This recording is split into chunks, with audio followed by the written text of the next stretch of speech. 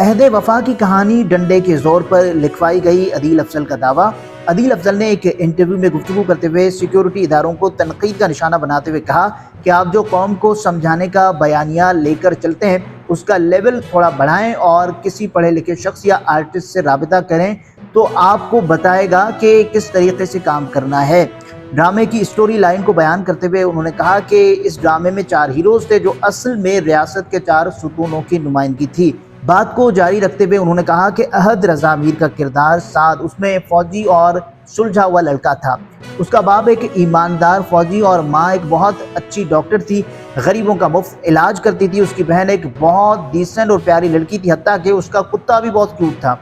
عدیل افضل کا کہنا تھا کہ یہ ہے آپ کا ڈرامہ کہ ایک فوجی خود بھی اچھا ہے، اس کی ماں بھی اچھی ہے، بہن بھی اچھی ہے، حتیٰ کہ کتا بھی اچھا، جبکہ باقی 3 کرداروں کا شجرہ نسب بھی ٹھیک نہیں، نہ ان کے گھر والے صحیح ہیں نہ ہی وہ خود اچھے ہیں۔